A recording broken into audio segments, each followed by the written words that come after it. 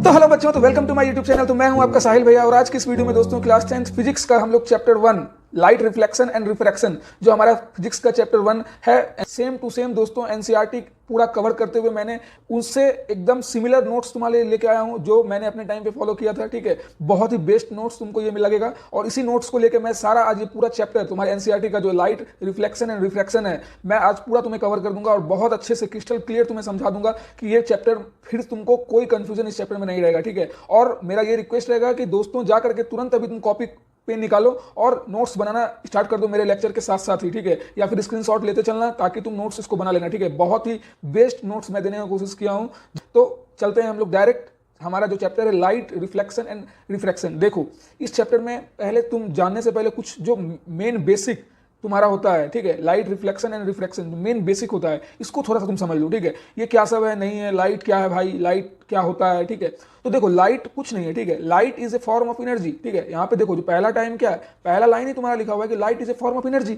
Light जो तुम्हारा आ रहा है, सनलाइट आ रहा है, ठीक है, चाहे तुम नॉर्मल जो एलईडी बल्ब भी देख रहे हो, ठीक है, चाहे किसी भी तरह का तुम रोशनी देख रहे हो, ठीक है, तो वो एक फॉर्म ऑफ एनर्जी है। ठीक है, समझ में आ रहा है ना, जो कि क्या करता है, देखो नेक्स्ट तुम्हारा क्या लिखा हुआ है, which gives us the power of vision. देखो ये एकदम इजी मैंने लिखा है, लेकिन तुम ये भी लिख सकते हो light is a form of energy which give a sensation of site. ठीक है, सेंसेशन ऑफ साइट मतलब जो तुमको योग्य बनाता है कुछ किसी भी चीज को देखने के लिए। ठीक है, तो समझने की कोशिश करो कि क्या है, वही चीज कह रहा है कि light is a form of energy. ठीक है, जो कि तुम्हें पावर देता है, तुम्हें क्षमता बनाता है कि तुम किसी चीज को देख सको। ठीक है, क्योंकि तुम बिना लाइट के कुछ देख ही नहीं पाओगे। खुद सोच के देखो ना 2 मिनट के लिए, तो आखिर क्या है लाइट, लाइट एक फॉर्म ऑफ एनर्जी है। ठीक है, लाइट एनर्जी पढ़ते हैं, विंड एनर्जी पढ़ते हैं, ठीक है, इलेक्ट्रिसिटी भी तुम्हारा एक तरह का एनर्जी है। तो इस तरह का जो भी है एनर्जी, तो लाइट भी क्या है, एक एनर्जी है। ठीक है, अब देखो जान लो कि इस चैप्टर में हम लोग क्या सब पढ़ने वाले हैं। ठीक है, देखो in this chapter we will study the phenomena of reflection and refraction. ठीक है, देखो रिफ्लेक्शन और रिफ्रैक्शन ये जो दोनों टर्म है, एक में REF LECTION में रिफ्लेक्शन है,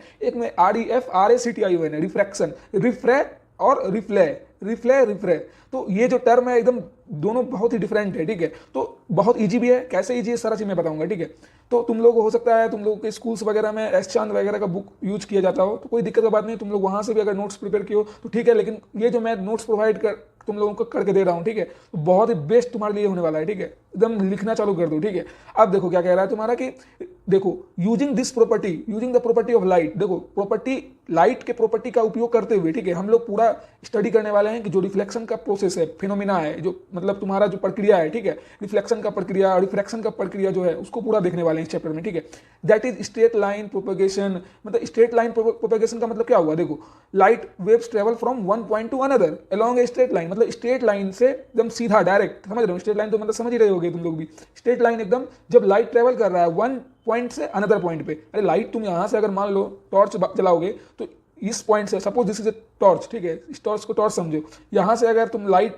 दिए तो इस पॉइंट से जहां तक लाइट जा रहा है सेकंड पॉइंट पे तुम्हारा लाइट तक गया ना यार, जो भी तुम्हारा मीडियम के थ्रू एक क्या एक मीडियम का मतलब काम कर रहा है, जो तुम्हारे बीच में एयर है, ठीक है, एयर एक मीडियम का काम कर रहा है, तो वन पॉइंट से अनदर पॉइंट में तुम्हारा लाइट ट्रेवल हो रहा है उस टॉर्च से, सपोज एग्जांपल मैंने लिया था। अब देखो तो इसी कहेंगे स्ट्रेट लाइन में तुम्हारा लाइट ट्रेवल, लाइट का जो वेव्स है, ठीक है, लाइट वेव्स, लाइट एक तरह का वेव्स क्रिएट करता है जब वो ट्रेवल करता है one point two another point में। ठीक है, तो ये भी सब चीज तुम एकदम ध्यान में रखो, क्योंकि ये जो चैप्टर है ना कंसेप्चुअल चैप्टर है। ठीक है, बहुत सारा थ्योरी बच्चे भूल जाते हैं, तो एकदम दिमाग में रखना है तुमको कि क्या हो रहा है, कहाँ क्या नहीं हो रहा है। ठीक है, अब देखो मेन टर्म पे चलते हैं। देखो ज्यादा हम लोग इसमें कुछ विशेष एक्स्ट्रा कुछ दिमाग में लोड लेने का जरूरत नहीं है। ठीक है, जो तुमको पढ़ना है, जो तुम्हारे एग्जामिनेशन में आने वाले हैं, जो तुम्हारे लाइफ में भी तुम उसको एप्लीकेबल कर सकते हो। फिजिक्स के जो कॉन्सेप्ट होते हैं, देखो दोस्तों, वो तुम पूरा डे टू डे लाइफ में ही उसको एप्लीकेबल कर रहे होते हो। ठीक है, हमेशा एप्लीकेबल तुम कर रहे होते हो कहीं ना कहीं फिजिक्स का कॉन्सेप्ट अपने डे टू डे लाइफ को परफॉर्म करने के लिए। तो देखो रिफ्लेक्शन ऑफ लाइट भी तुम्हारा एक फेनोमिना है, जो कि क्या होता है, when the light is allowed to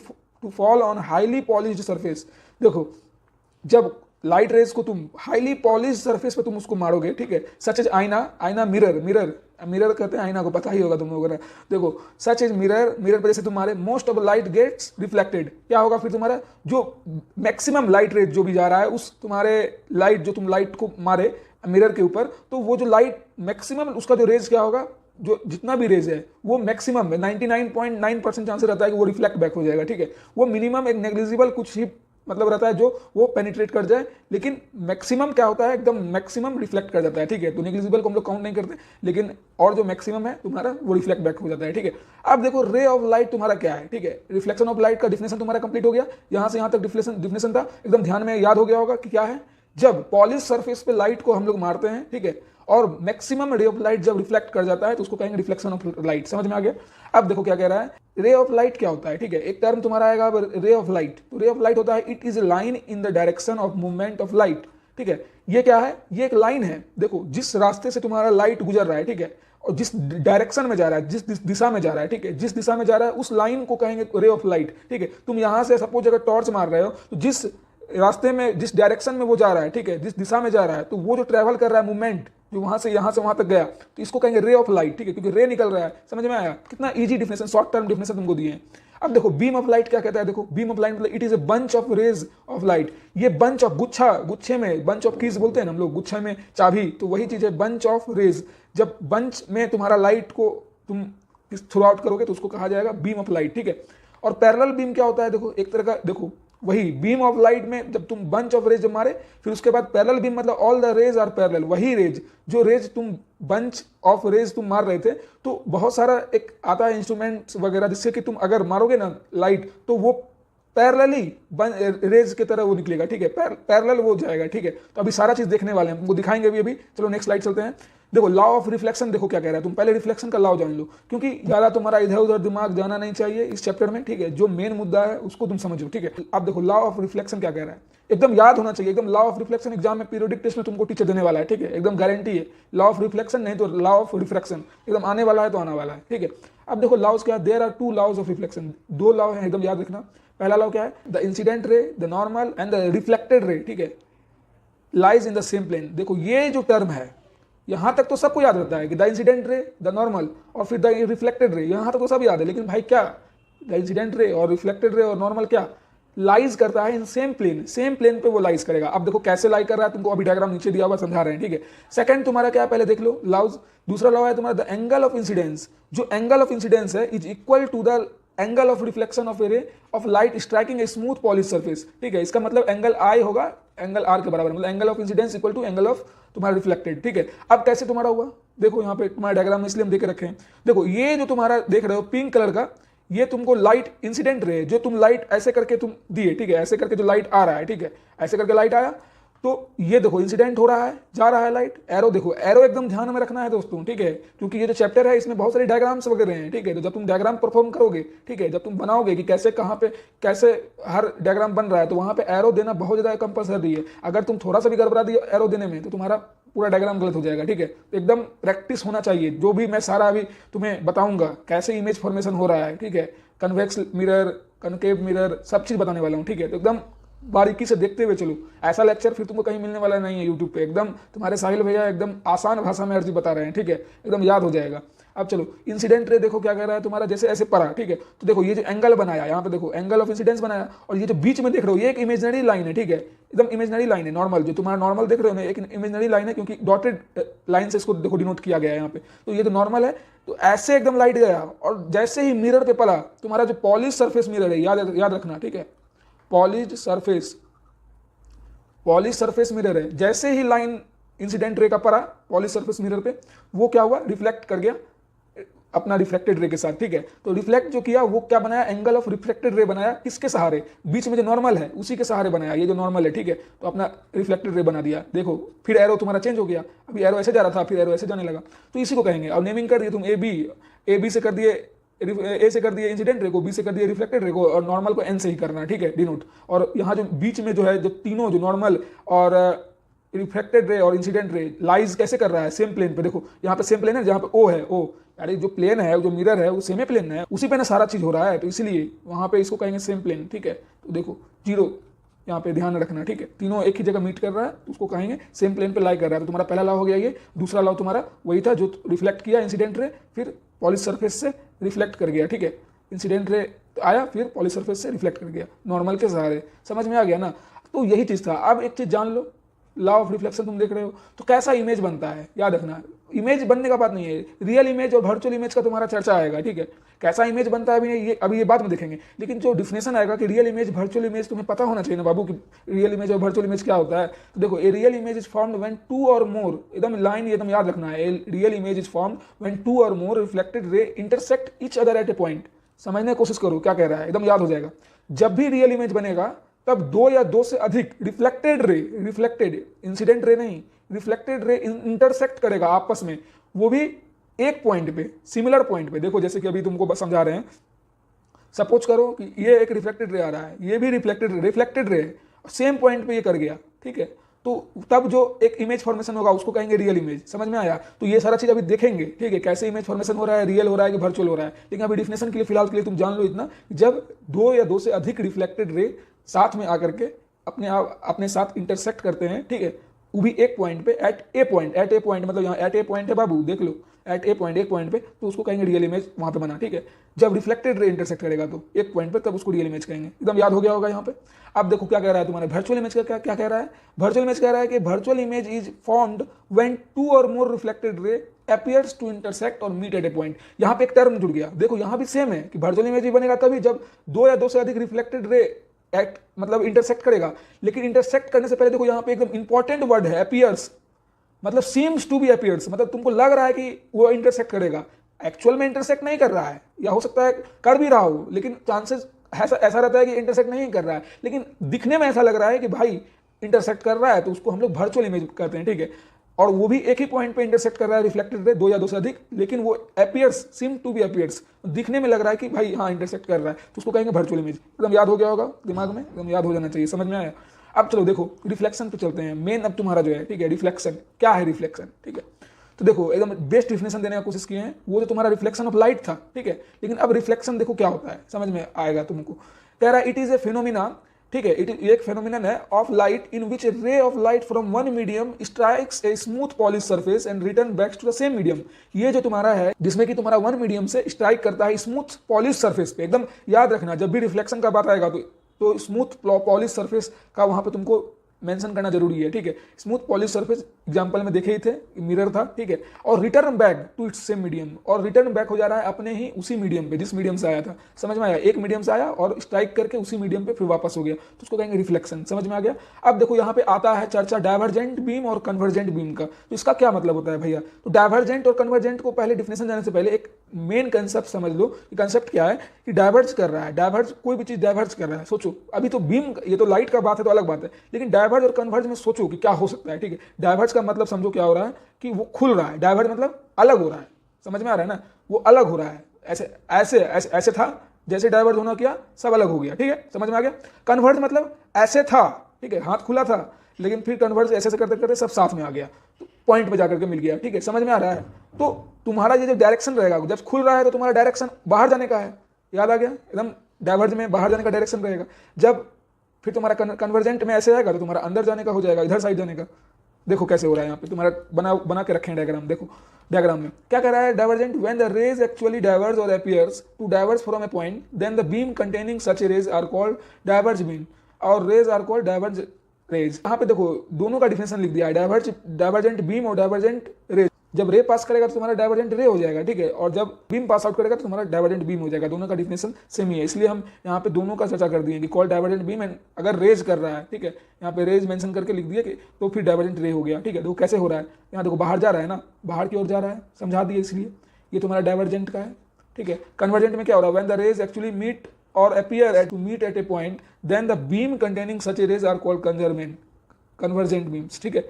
और देखो यहाँ पे भी वही चीज़ है, जब बीम्स कन्वर्ज करेगा तो तुमको वहाँ पे कन्वर्जेंट बीम लिखना पड़ेगा, या फिर जब रेज कन्वर्जेंट करेगा तो तुम्हारा वहाँ पे कन्वर्जेंट रे लिखना पड़ेगा, ठीक है। तो इसलिए मैंने यहाँ पे रेज लिख के इसमें भी दोनों का मतलब बता दिया, कन्वर्जेंट बीम और कन्वर्जेंट रे, ठीक है, दोनों का डिफिनेशन भी सेम है, समझ में आ गया। देखो यहाँ पे भी तुमको दिख रहा होगा, देखो इधर से आ रहा है लाइट, कन्वर्ज कर रहा है, देखो एरो एकदम याद रखना है बाबू, एकदम एरो याद रखना है, जाके मिल रहा है ना सब साथ में, है कि नहीं? वही चीज़ तुमको पहले समझा दी थी इसका कंसेप्ट। चलो अब चलते हैं पैरेलल बीम। पैरेलल बीम भी होता है, कन्वर्जेंट बीम देख लिया, डाइवर्जेंट बीम देख लिया, और पैरेलल बीम देखो, पैरेलल बीम क्या हो रहा है, when the rays which constitute the beams are parallel to one another। Parallel से तो तुम खुद जान रहे हो कि भाई जो भी बीम होगा या रे होगा वो पैरेलल होगा एक दूसरे के, ठीक है, सीधी सी बात है। वही चीज़ है तुम्हारा पैरेलल बीम, या फिर अगर रे जा रहा है तो पैरेलल रे, ठीक है। तो वही चीज़ तुम्हारा यहाँ पे है, सब कोई किसी को इंटरसेक्ट नहीं कर रहा है। समझ में आ गया? एकदम याद, एकदम रहेगा नहीं यार ये सब चीज़, एकदम कॉन्सेप्ट है ये सब, ठीक है। मैं अपने टाइम पे कॉन्सेप्ट ऐसा दिमाग में याद रख लिया था कि मैं बोर्ड पे जाकर सारा बिना कॉपी बुक देखे लिख दिया था, ठीक है। तो तुम्हें भी ऐसा कॉन्सेप्ट इसको याद रखना है एकदम। ये बहुत इंटरेस्टिंग चैप्टर है लाइट, ठीक है। बच्चे वहीं पे फंसते हैं जब डायग्राम बनाने आता है, ठीक है। अगर वो भी प्रैक्टिस कर लिए जितना मैं बता रहा हूँ, ठीक है, तुम लोग वहीं पे फंसते हो जब तुमको डायग्राम कहता है बनाने के लिए कन्वेक्स मिरर या फिर कनकेव मिरर या फिर कन्वेक्स लेंस और कनकेव लेंस में तुमको कहेगा जब बनाने के लिए डायग्राम, तब तुम वहाँ फंसोगे, साइन कन्वेंशन में फंसोगे, ठीक है। तो ये सब चीज़ तुमको याद करना है, साइन कन्वेंशन थोड़ा भी ध्यान में रखना है, और उसके बाद ऑब्जेक्ट को कहाँ रखेंगे तो इमेज कहाँ बनेगा, ये सब चीज़ अगर तुम ध्यान रख लोगे, क्योंकि हम चार्ट तुमको दे देंगे, ठीक है। अभी नेक्स्ट स्लाइड में चार्ट वगैरह सारा तुम्हारे लिए लेके आए हैं, तो वो अगर चार्ट को तुम कॉपी में लिख के 3-4 बार भी दिमाग में याद कर लिए तुम्हारा क्लियर है, ठीक है ना। उसको याद करना ही पड़ेगा बाबू, ठीक है, और कोई उपाय भी नहीं है। चार्ट एकदम ध्यान में रखोगे तब तुम कंफर्म रहोगे, एग्जाम में कंफ्यूजन नहीं होगा। नहीं तो अगर प्रैक्टिस वगैरह कर लिए 10 बार 15 बार बना लिए तो तुमको खुद याद दिमाग में रहेगा कि भाई ऐसे हो रहा है तो ऑब्जेक्ट को यहाँ रख रहे हैं तो इमेज वहाँ फॉर्म हो रहा है। समझ में आया? अब देखो सोर्स ऑफ लाइट तुम्हारा क्या कह रहा है। सोर्स ऑफ लाइट हम जानबूझ के यहाँ पे बेसिक से बता रहे हैं तुम लोगों को ना, ताकि तुमको इंटरेस्टिंग लगे, इसलिए मैंने लिख के रखा है। सोर्स ऑफ लाइट तुम्हारा क्या हो सकता है? Any object which has ability, कोई भी ऐसा वस्तु, ठीक है, object which has an ability of producing light energy. देखो कोई भी ऐसा ऑब्जेक्ट, चाहे तुम्हारा बैटरी हो गया, सन हो गया, फायर फ्लाई हो गया, बैटरी हो गया, सेल कैंडल या बल्ब हो गया, बोले थे तुमको, या टॉर्च हो गया, इट इज एक्सेट्रा, बहुत सारा चीज़ है, ठीक है, जो कि तुमको लाइट एनर्जी प्रोड्यूस करता है, कोई भी ऑब्जेक्ट, तो वो तुम्हारा सोर्स ऑफ लाइट का माध्यम है, ठीक है। अब देखो लाइट किसको कहते हैं? वही चीज, light is a form of energy which induces the sensation of vision in our eyes and makes us able to see various things present in our surrounding. देखो दो डिफिनेशन तुमको हम दे दिए, ठीक है। एक लाइट का वहाँ पे इजी डिफिनेशन दिए थे, एक यहाँ भी है। दोनों में से जो तुमको इंटरेस्टिंग लगे तुम लिख सकते हो। ये तुम्हारा एक कुछ सराउंडिंग से कनेक्ट करके लिखा है कि एक लाइट एक फॉर्म ऑफ एनर्जी है जो कि इंड्यूस करता है, पैदा करता है सेंसेशन ऑफ साइट। तुम सेंसेशन ऑफ साइट भी लिख सकते हो बाबू, यहाँ पे SIGHT, साइट भी तुम लिख सकते हो, ठीक है, या फिर विजन भी लिख सकते हो, ठीक है, विजन भी तुम लिख सकते हो, जो कि तुमको आंखों को एक सेंसेशन देता है कि तुम कुछ विजिबल कर सको, ठीक है, कुछ देख सको, ठीक है। यही चीज़ है जो कि हमें इजी बनाता है, जो भी हमारे सराउंडिंग में है प्रेजेंट में उसको देखने में, ठीक है, वही है सराउंडिंग से कनेक्ट करके लाइट का डिफिनेशन है, ठीक है। तो चलो अब चलते हैं। हमारा देखो kinds of source of lights कितना है। हमारे सोर्स ऑफ लाइट्स तुम्हारे कितने प्रकार के होते हैं? एक नेचुरल सोर्सेस होते हैं, एक आर्टिफिशियल सोर्सेस होते हैं, ठीक है। नेचुरल मतलब हो गया, इंक्लूड करता है those sources which are natural and possess their own light. तुम्हारा एग्जांपल हो गया स्टार्स, फायर फ्लाई, और सन भी तुमको बोलो ना यार, सन भी रखो, ठीक है, एग्जाम्पल में, फिर ETC एक्सेट्रा बहुत सारी, सब नेचुरल तुम्हारा लाइट है, ठीक है। और आर्टिफिशियल लाइट जैसे हो गया तुम्हारा क्या, this includes those light which are man made or artificial but possess the ability of emitting light. तो इमिटिंग मतलब होता है इमिट्स लाइट निकलना, ठीक है, ग्लो करना, ठीक है। तो इमिट लाइट जो भी मैन मेड मटेरियल ऑब्जेक्ट के द्वारा कोई भी प्रोडक्ट या फिर कोई भी ऑब्जेक्ट इमिट कर रहा है लाइट को, ठीक है। आर्टिफिशियल है, वो मैन मेड है लेकिन लाइट को प्रोसेस कर रहा है, ठीक है, एबिलिटी है उसमें इमिटिंग ऑफ लाइट को प्रोसेस करने का, तो वो तुम्हारा हो जाएगा आर्टिफिशियल सोर्सेज। जैसे एग्जांपल हो गया कैंडल, लैंटेन। ये लैंटेन हम लोग को पुराना जमाना में चलता था ना, याद आया, जो हम लोग केरोसिन डाल करके आराम से लैंटेन जलाया करते थे, वो सब तुम्हारा हो गया, ठीक है। और फिर चलते हैं प्रॉपर्टीज ऑफ लाइट में। अब चलो, ठीक है, लाइट का प्रॉपर्टी भी एकदम तुमको दिमाग में रखना है। अगर तुम लाइट का कॉन्सेप्ट समझना चाह रहे हो तो प्रॉपर्टीज तुमको पता होना ही चाहिए कि क्या सब प्रॉपर्टीज है लाइट की। तुम्हारे एग्जाम में पीरियोडिक में भी आ सकता है, ठीक है। देखो क्या कह रहा है, light waves are electromagnetic waves, so they do not need any material medium for their propagation. देखो लाइट क्या है, लाइट वेव्स क्या है तुम्हारा, इलेक्ट्रोमैग्नेटिक वेव्स है भाई। ये सब टर्म तुमको थोड़ा सा याद रखना ही पड़ेगा कि भाई इलेक्ट्रोमैग्नेटिक वेव्स है ये, जो कि कोई मीडियम का मटेरियल का जरूरत नहीं पड़ता है उसको प्रोपोगेशन करने टाइम, ठीक है। So they do not need any material medium, मतलब मटेरियल मीडियम का जरूरत है लेकिन मटेरियल मीडियम का जरूरत नहीं है प्रोपोगेशन करने के लिए। कैसे भी तुम लाइट को थ्रो ऑन करोगे तो वो एक मीडियम बन के अपना प्रोपोगेशन फॉलो कर ही लेगा, ठीक है। लेकिन तुमको जो एक मटेरियल मीडियम होता है, जैसे कि मान लो कि भाई अगर मटेरियल मीडियम नहीं लगाए तो लाइट पास ही नहीं करेगा, ऐसा कोई बात नहीं है, क्योंकि ये एक लाइट क्या होता है, लाइट वेव्स एक इलेक्ट्रोमैग्नेटिक वेव्स है, इस वजह से, ठीक है। दूसरा point, light can travel in vacuum with the speed of, light का स्पीड तुमको याद रखना है ध्यान में कि 3 × 10⁸ मीटर पर सेकेंड। ये जो तुम्हारा है प्रॉपर्टीज एकदम याद रखना ही तुमको चाहिए और एकदम याद रहना चाहिए, ठीक है। 3 × 10⁸ मीटर पर सेकेंड लाइट का तुम्हारा स्पीड रहता है, ठीक है। वैक्यूम में, इन वैक्यूम याद रखना। Light always travel in straight line, ये भी पता है तुमको कि लाइट ऑलवेज ट्रेवल करता है स्ट्रेट लाइन में। For example formation of shadow Sao that light travel in straight line. देखो शैडो साव को भी तुम अगर फॉर्मेशन करोगे तो वो भी उसमें भी लाइट तुम्हारा क्या होगा, स्ट्रेट लाइन में ही पास आउट करेगा, ठीक है। अब कैरेक्टरिस्टिक्स ऑफ प्लेन मिरर का देखो, प्लेन मिरर से रिलेटेड तुम्हारा एनसीईआरटी में कॉन्सेप्ट होगा, इसलिए मैंने इसको कैरेक्टरिस्टिक्स के रूप में तुम्हारे लिए रखा था कि तुम कैरेक्टरिस्टिक्स पता रहे तुमको प्लेन मिरर का क्या सब कैरेक्टरिस्टिक्स है। थ्योरी बाबू बहुत है इसमें, थ्योरी तुमको याद रखना पड़ेगा, ठीक है। एकदम तुम अगर दिमाग से ध्यान से ऐसे सुन रहे हो तो तुमको थ्योरी याद हो भी जाएगा, ठीक है। तो तुम्हारा क्या हो रहा है कैरेक्टरिस्टिक्स कि the image form by plane mirror. देखो जितना भी कैरेक्टरिस्टिक्स है प्लेन मिरर में जब इमेज फॉर्मेशन हो रहा है तो उस इमेज फॉर्मेशन का तुम्हारा कैरेक्टरिस्टिक्स है इन द प्लेन मिरर। एकदम ध्यान रखना कि प्लेन मिरर में जो इमेज फॉर्मेशन हो रहा है उसका कैरेक्टरिस्टिक्स है, ठीक है। पहला ये कि जो इमेज तुम्हारा बनेगा वर्चुअल एंड इरेक्ट बनेगा, ठीक है। वर्चुअल का तुमको डिफिनेशन बता दिए थे, इरेक्ट बनेगा, ठीक है। दूसरा तुम्हारा कह रहा है of the same size as object, same size बनेगा, जो तुमको ऑब्जेक्ट का साइज है वही तुम्हारा इमेज का भी साइज रहेगा, एकदम याद रखना।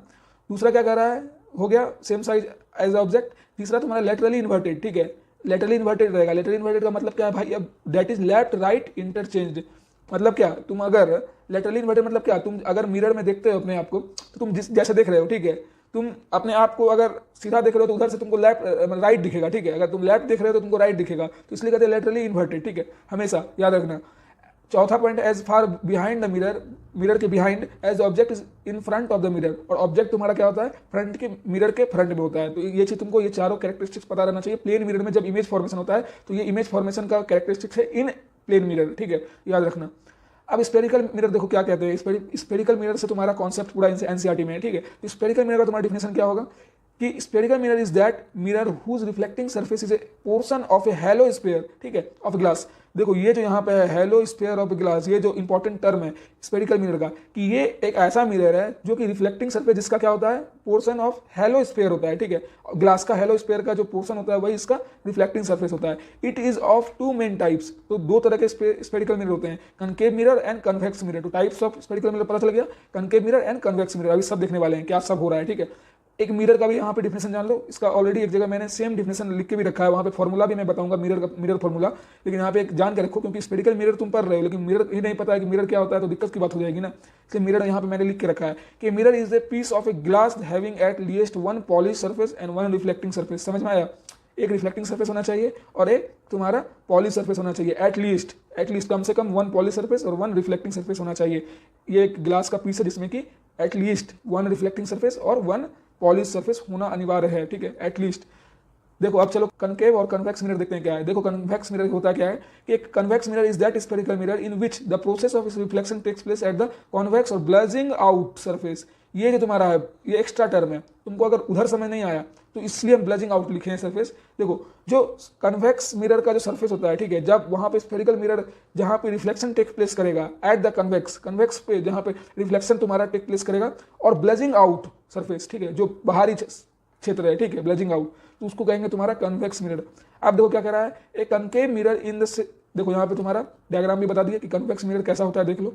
कनकेव मिरर ऐसा होता है, देखो आगे से इधर साइड ये काला है, दिख रहा है तुमको, इधर साइड घुमा हुआ है, दिखा, आगे से ये काला है कन्वेक्स मिरर। और कनकेव में इसका अपोजिट है, जिधर साइड राउंड है उधर से काला नहीं है, ये अंदर से काला है, दिख रहा है ना। तो यही पहचानने का बेस्ट तरीका है, समझ आया कि कनकेव मिरर क्या है और कन्वेक्स मिरर क्या है। जब तुम बनाओगे मतलब अपना कॉपी पे कैसे क्या इमेज फॉर्मेशन हो रहा है तो तुरंत तुमको समझ आ जाएगा, ठीक है। आप क्या कह रहे हैं, देखो concave mirror is that spherical mirror, वही, लेकिन ये चीज मेंशन करना तुमको जरूरी है कोई भी कनकेव और कन्वेक्स के डिफिनेशन में कि it is a type of spherical mirror जिसमें कि in the process of reflection take place at the concave, मतलब कर्व्ड सरफेस, जो कर्व्ड सरफेस तुम्हारा है, ठीक है, और ब्लजिंग आउट सरफेस तुम्हारा जो है वहां पे तुम्हारा कन्वेक्स में रिफ्लेक्शन टेक प्लेस होगा, ठीक है।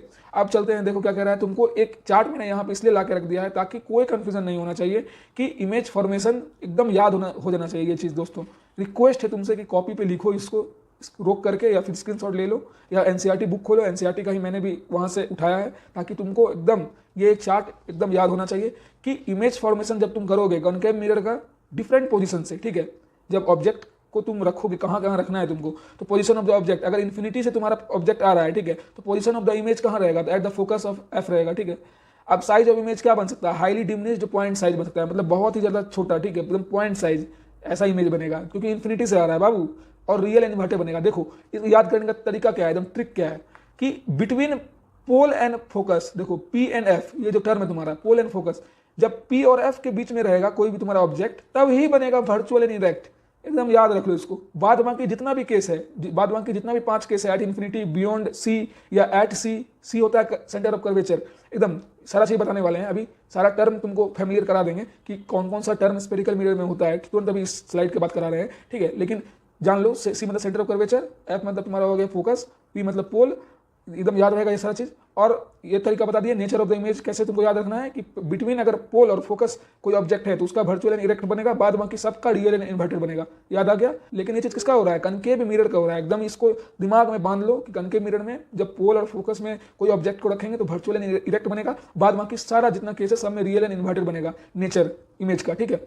और बाद बाकी जब तुम फॉर्म करोगे तुमको दिख जाएगा कि इमेज कैसा बन रहा है, साइज कैसा उसका हो रहा है, ठीक है। सारा चीज तुमको दिखाते हैं, देखो कैसे चल रहा है, कैसे कैसे हो रहा है। देखो image formation by concave mirror, concave mirror का भी तुमको दिए थे सारा लिस्ट, दिए थे ना। कनकेव किसका है? कनकेव मिरर का ही है ना। देखो कनकेव मिरर का पूरा चार्ट था। अब कैसे बन रहा है एट इन्फिनिटी, देख देख यहाँ पे मेरी जान, देख तेरे को समझ आ रहा है कि नहीं? अब देखते जा खाली।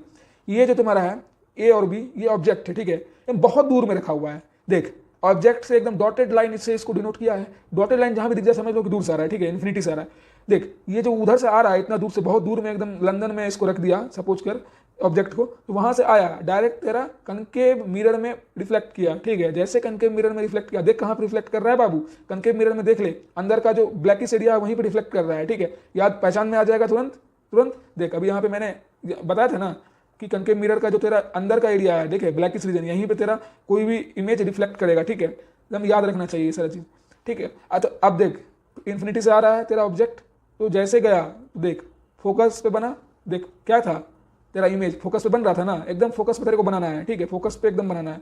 तो प्रैक्टिस कर, ये जितना भी तुम्हारा 6 डायग्राम है 6 केस का, देख यहाँ पे 6 केस है ना, इसी 6 केस को यहाँ पे पूरा एक्सप्लेन करके बताया कि कैसे क्या आ रहा है, ठीक है। सी मतलब सेंटर ऑफ कर्वेचर, एफ मतलब फोकस, पी मतलब पोल, ठीक है। और सारा टर्म का डिफिनेशन भी तेरे को मैं बता दे रहा हूँ, पहले पूरा देख ले। पूरा जो था तेरा कनकेव मिरर का था, ठीक है, एकदम याद हो जाना चाहिए। याद क्या, ये जो तुम्हारा चार्ट है ये एकदम याद हो जाना चाहिए, और इसका तेरे को पूरा प्रैक्टिस होना चाहिए, ठीक है। एकदम मेरी जान सुन ले, इसको पूरा प्रैक्टिस कर लियो, तेरा एग्जाम में आने वाला है, ठीक है, इस चीज़ की गारंटी है। अब देख image formation by convex mirror, देख कनकेव में बहुत लफड़ा है क्योंकि 6 उसमें बनाना पड़ता है, ठीक है। इमेज फॉर्मेशन 6 उसका क्राइटेरिया, लेकिन देख कन्वेक्स में ज़्यादा कुछ नहीं है, 2 ही इमेज है, 2 ही इमेज फॉर्मेशन कन्वेक्स मिरर पे इस टाइप का होगा।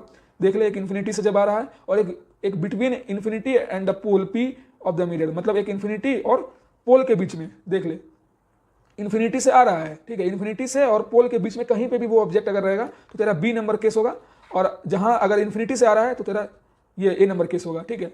तो ए नंबर केस तेरा ये है, बी नंबर केस तेरा ये है, ठीक है। एकदम याद रहना चाहिए ये पूरा जो तेरा है डायग्राम, एकदम याद होना चाहिए बाबू, ठीक है। कोई दिक्कत का बात नहीं, एकदम मजा आएगा जब तू बैठेगा ना अभी प्रैक्टिस करने के लिए डायग्राम का, तो बहुत मजा आने वाला है। अब देख टर्म्स जो सारा था उसका डिफिनेशन देख ले, ये तुम्हारा बेसिक है सारा जो टर्म है, ठीक है।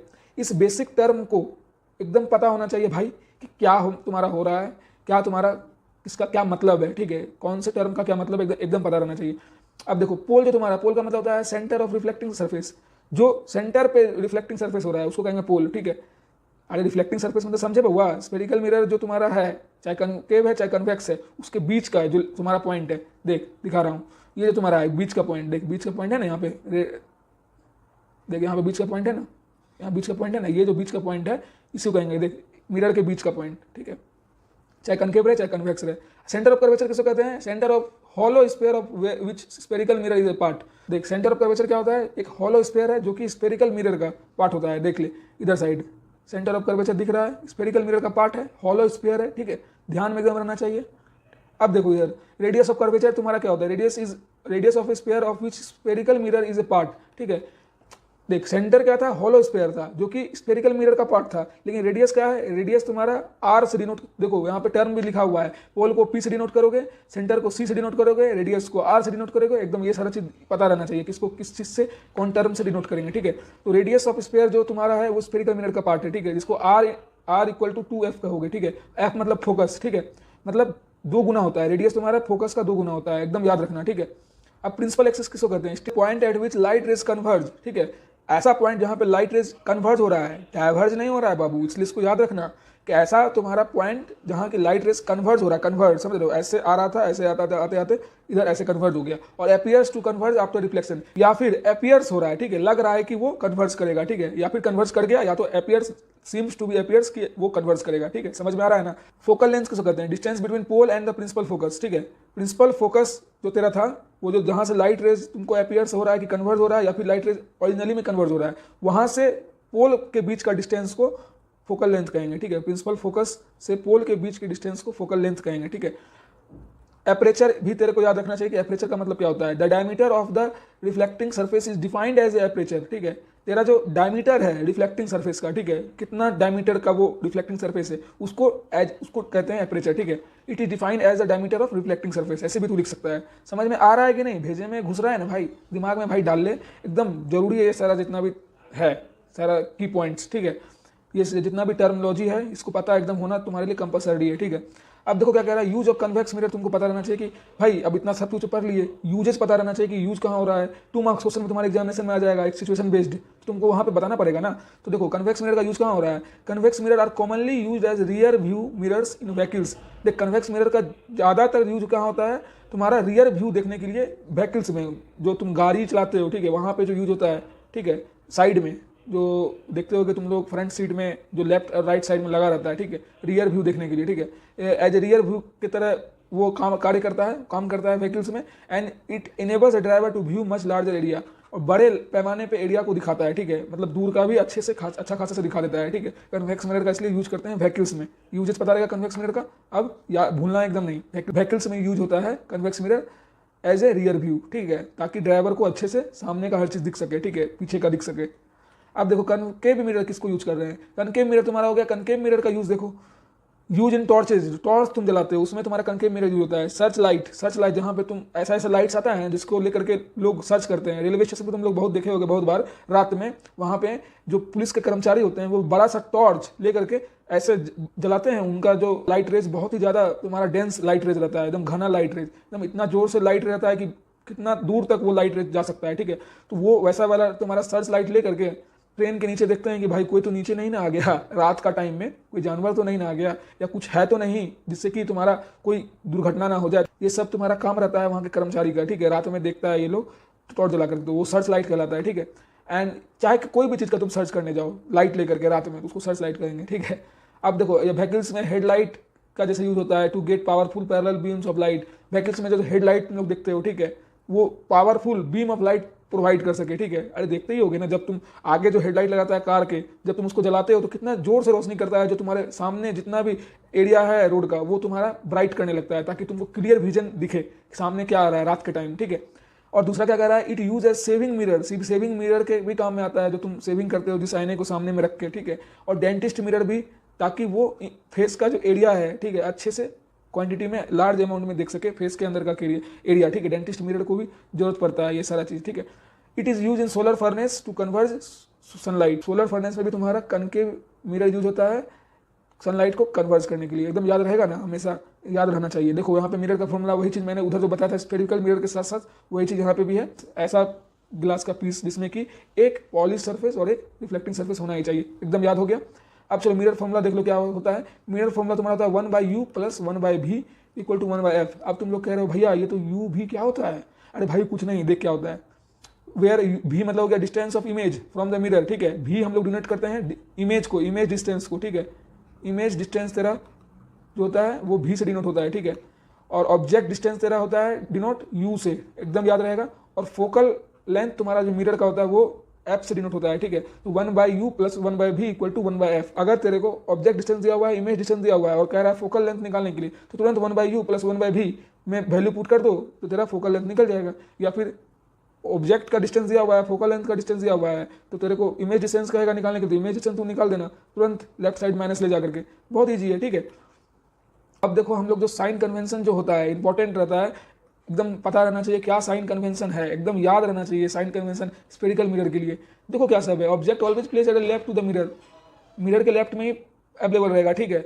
और this implies that light from the object falls on mirror from left hand side, ठीक है। ये जो सारा चीज़ है, all distance parallel to principal axis are measured from pole of the mirror. ये जो तुम्हारा रूल्स एज ए रूल्स तुम इसको मान सकते हो, ठीक है।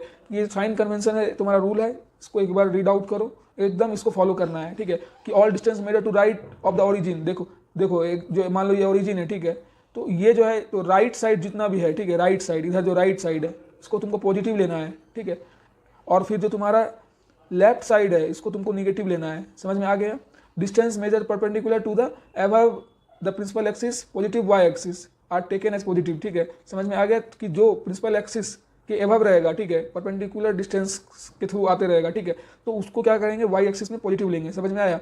और distance measure perpendicular to the below the principal axis, principal axis का अगर बिलो है तो उसको निगेटिव लेंगे। समझ में आया कि नहीं आया? अगर ऊपर है प्रिंसिपल एक्सिस के एबव है तो तुमको पॉजिटिव लेना है, और नीचे है तो तुमको निगेटिव लेना है। बहुत ईजी है, ठीक है। तुम जा करके एनसीईआरटी तुरंत खोलो, एनसीईआरटी खोलोगे, सारा एग्जाम्पल में तुम्हारा क्वेश्चंस दिया हुआ है, जाके उस एग्जाम्पल से क्वेश्चंस को देखो। एकदम कंपलसरी मैं बोल रहा हूँ कि जो जितना एग्जाम्पल्स है तुम्हारे एनसीईआरटी में तुमको इसको करना ही पड़ेगा, ठीक है। जितना भी एग्जाम्पल्स इस चैप्टर में, न्यूमेरिकल्स तुम्हारा इसी चैप्टर में से आने वाला है, ठीक है। बहुत एकदम मस्त चैप्टर है, न्यूमेरिकल्स आता है और आएगा ही, ठीक है। तो तुम्हारा एनसीईआरटी में है एग्जाम्पल में, उसी बेस्ड पे तुमको एग्जाम में भी आने वाले हैं, ठीक है। तो इसको प्रैक्टिस कर लेना एग्जाम्पल, ठीक है, साइन कन्वेंशन याद करके।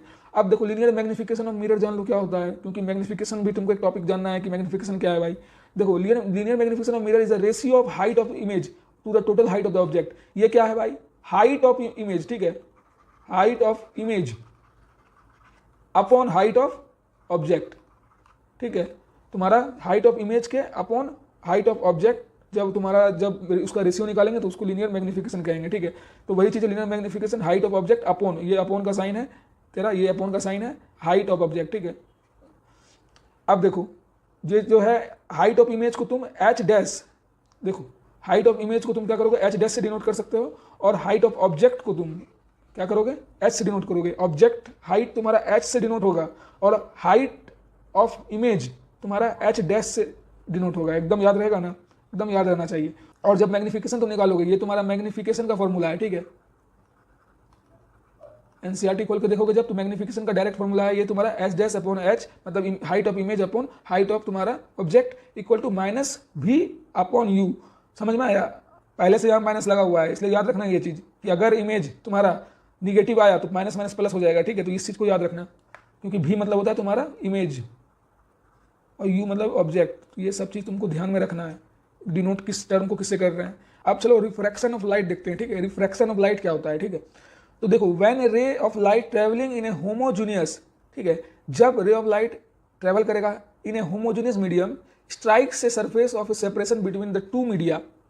देखो जब होमोजीनियस मीडियम के थ्रू जब लाइट ट्रेवल करेगा और स्ट्राइक करेगा, मतलब रिफ्लेक्ट करेगा और सेपरेट हो जाएगा दो मीडिया में, ठीक है, passes through it and goes into second medium, और वो सेकंड दूसरे मीडियम में चला जाएगा।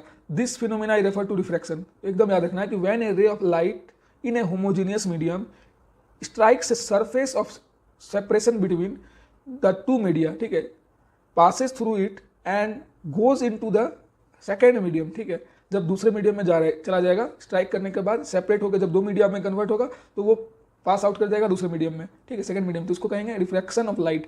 तो लॉज ऑफ रिफ्रैक्शन एकदम याद रखना है बाबू, लॉज ऑफ रिफ्रैक्शन एग्जाम में आता ही आता है, बहुत चांसेस रहता है आने का।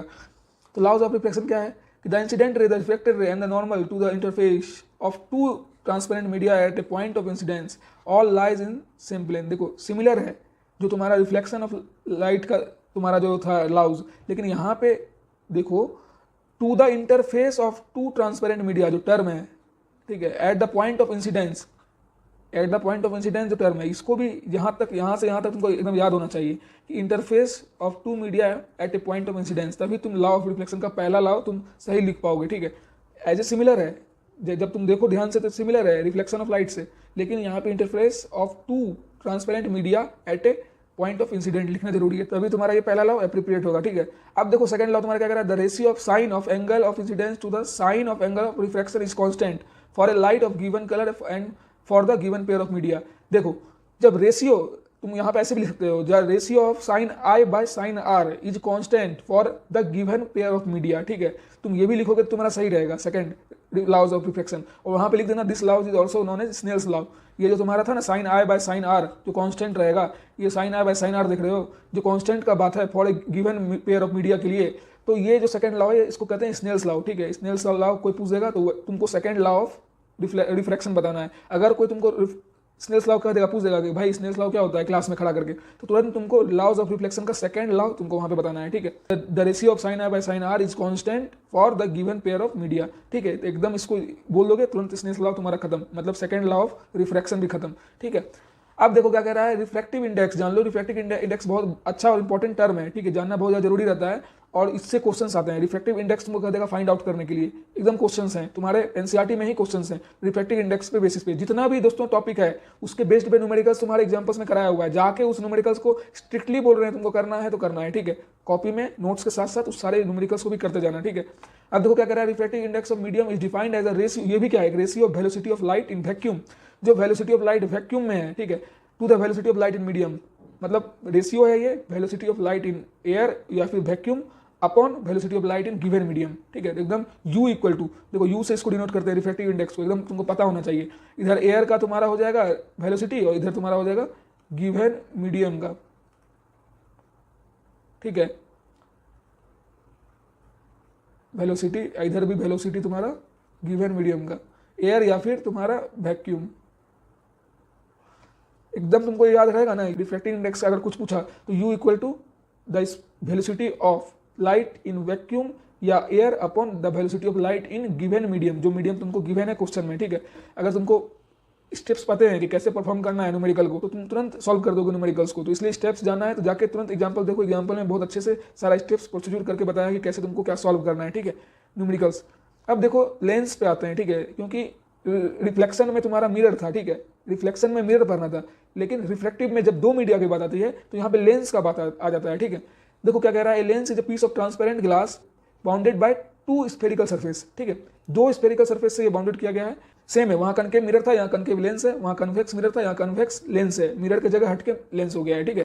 देखो कनकेव लेंस किसको कहते हैं, a lens having both of its surface curved inwards as called concave lens, जो बोथ सरफेस है उसका, जो कर्व का जो बोथ सरफेस है वो इनवर्ड्स है, अंदर की तरफ है, ठीक है, एकदम इनवर्ड लिखना जरूरी है, तभी उसको कनकेव लेंस कहोगे तुम। और काइंड ऑफ कनकेव लेंस कितने टाइप के होते हैं, तो 3 टाइप्स के तुम्हारे 3 काइंड्स ऑफ होते हैं तुम्हारे कनकेव लेंस। तो कौन कौन टाइप के, प्लेनो कनकेव लेंस, देख लो प्लेनो कनकेव लेंस कैसे बन रहा है, तुम्हारा ऐसे है, ऐसे, फिर उसके बाद ऐसे घुमा दिया, ठीक है। और जो तुम्हारा डबल कनकेव लेंस है तो डबल कनकेव में तुमको ऐसे घुमा दिया फिर उसको ऐसे घुमा दिया, एकदम ध्यान रहना चाहिए। और कन्वेक्सो कनकेव लेंस कैसे है, बस ज़्यादा कुछ नहीं, ऐसे करके ऐसे, 3 टाइप के तुम्हारा कनकेव लेंस है, एकदम पता होना चाहिए कि 3 तरह का जो है कनकेव लेंस कैसा होता है, इसलिए मैंने तीनों टाइप्स को यहाँ पे डायग्राम के थ्रू तुमको बता दिया है, ठीक है।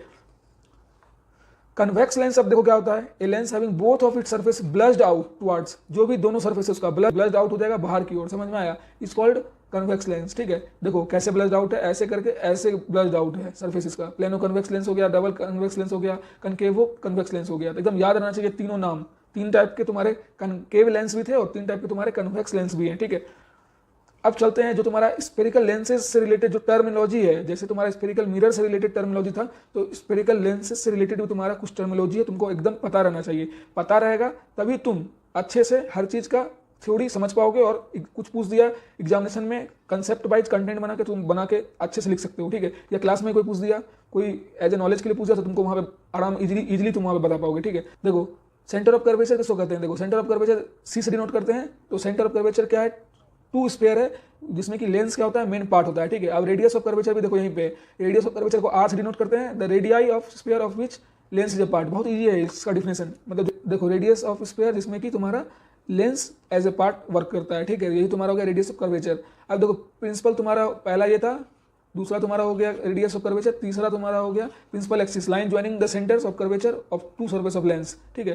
तुम्हारा जो लाइन ज्वाइन हो रहा है सेंटर ऑफ कर्वेचर से 2 सरफेस ऑफ लेंस के, ठीक है, तो उसको कहेंगे प्रिंसिपल एक्सिस। ऑप्टिकल सेंटर एक टर्म आता है न्यू, एकदम पता रहना चाहिए तुमको, दिमाग में डाल लो, ऑप्टिकल सेंटर वो कहते हैं, लेंसेज में आता है ये चीज। सेंटर पॉइंट ऑफ लेंस इसको कहते हैं, light passes through it without deviation, एकदम तुमको पता रहना चाहिए कि बाबू ऑप्टिकल सेंटर पे क्या होता है, डायरेक्ट लाइन पास कर जाता है बिना कोई डेविएशन के, समझ रहा है, बिना विदाउट डेविएशन, कोई डेविएशन नहीं, ऐसे लाइट मारे तुम्हारा ऑप्टिकल सेंटर पे एकदम पास आउट कर गया, एकदम तुरंत पास आउट कर दिया बिना कोई डेविएशन के, ठीक है।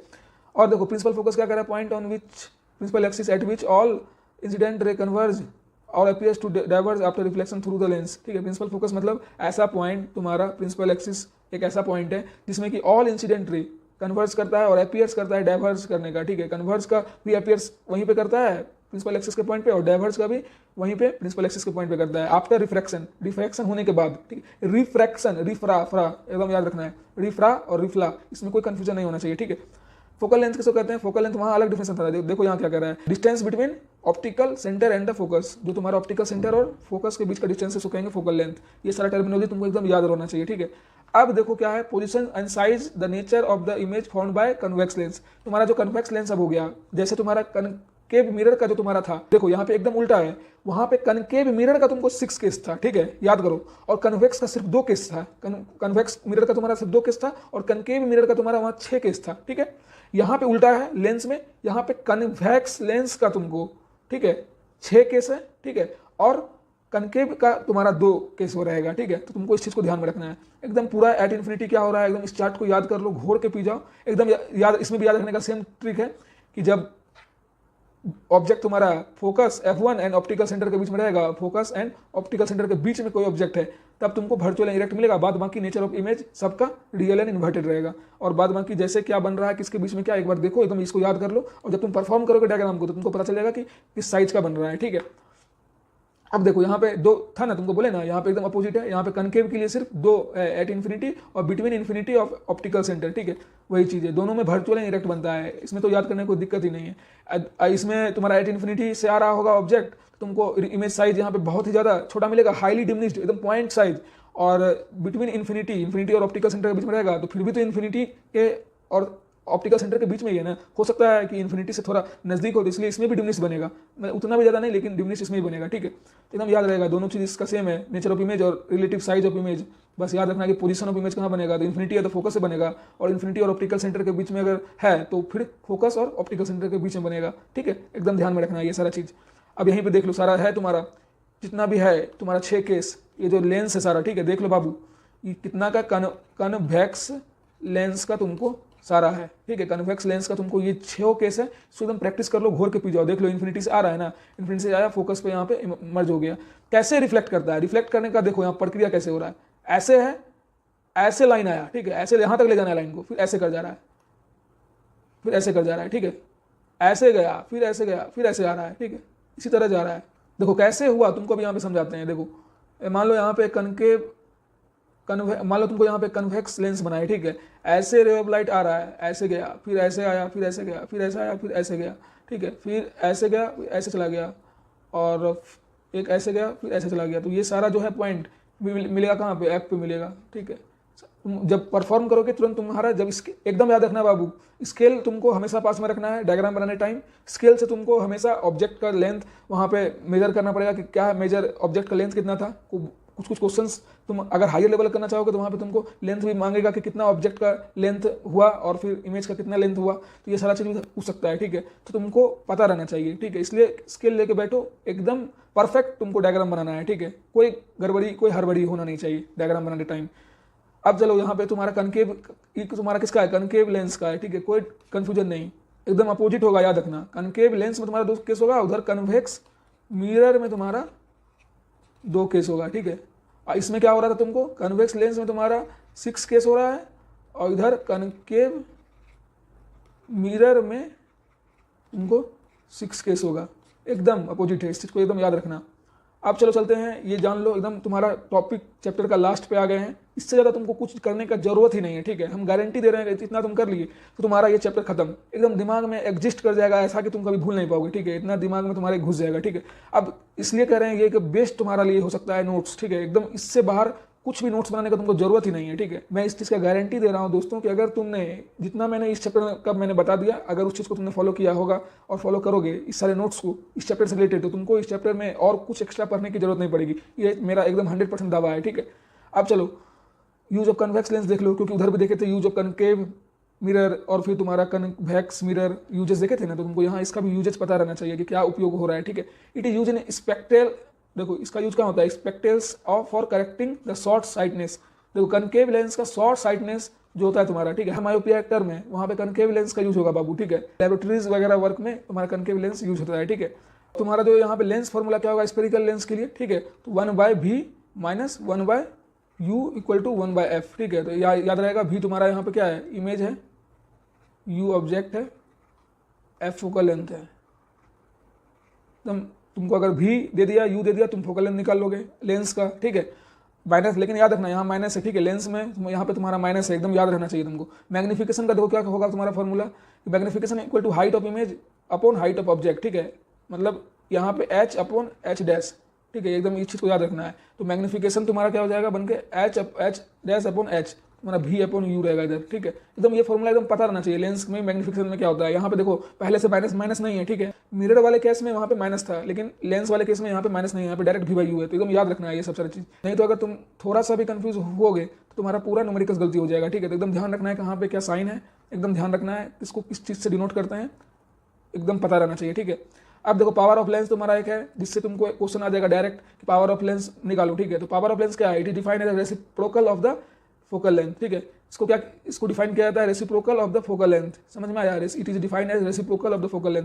रेसिप्रोकल मतलब क्या होता है देख लो, जैसे 2 है तो 2 का रेसिप्रोकल क्या होगा 1/2 होगा, मतलब डिनोमिनेटर में ले आना, ठीक है। न्यूमरेटर में कोई चीज़ है तो उसको डिनोमिनेटर में लेना, उल्टा कर देना जस्ट, ठीक है।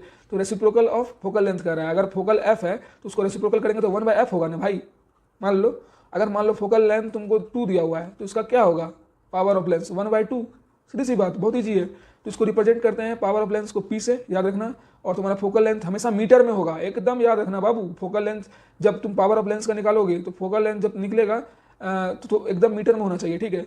और ऐसा यूनिट ऑफ पावर लेंस क्या है तुम्हारा, ऐसा यूनिट एकदम याद रखना डायोप्टर होता है, ऐसा यूनिट ऑफ तुम्हारा पावर लेंस डायोप्टर, ठीक है। और it is denoted by D, एकदम डी से डिनोट होता है। पावर ऑफ लेंस को रिप्रेजेंट करते हैं पी से और डायोप्टर को तुमको डिनोट करते हैं डी से, एकदम इस चीज को याद रखना है। ऐसा यूनिट ऑफ जो पावर ऑफ लेंस होता है डायोप्टर, उसको डिनोट तुम कर सकते हो डी। बार बार सब जगह डायोप्टर लिखने का जरूरत नहीं है कि 2 डायोप्टर 3 डायोप्टर, ठीक है। डायरेक्ट 2D 3D जो भी आ रहा है, ठीक है, आंसर उसके साथ डी लगा दोगे। दोस्तों यही था तुम्हारा जो लाइट रिफ्लेक्शन एंड रिफ्रैक्शन जो चैप्टर था, बहुत इजी था। मैंने एकदम आसान लैंग्वेज में हर चीज तुम्हें क्लियर करके दे दिया, ठीक है। इससे ज्यादा दोस्तों तुमको करने की कोई जरूरत नहीं है। मैं जितना नोट्स दे दिया हूँ ना इस चैप्टर से रिलेटेड, एकदम सिमिलर एनसीईआरटी को फॉलो करते हुए मैंने नोट्स अपने टाइम पे बनाया था, तो एकदम उसी को मैंने तुम्हारे पास भी रखा है। इससे ज्यादा बाहर कुछ भी करने का जरूरत नहीं है, एकदम इस चीज का मैं दावा के साथ कह रहा हूँ। बस जाके डायग्राम और कुछ जो रूल्स है और साइन कन्वेंशन है उसको तुम ध्यान रख लो, प्रैक्टिस कर लो। जो 6 केस है तुम्हारा कनकेव लेंस का, कन्वेक्स लेंस का, ठीक है, जो भी केसेस हैं 2-6 करके केसेस हैं उसको जाके कर लो, उससे बाहर करने कोई भी ज़्यादा जरूरत नहीं है, ठीक है। और डिफिनेशन वगैरह मैंने बहुत शॉर्ट टर्म में इजी डिफिनेशन दे दिया है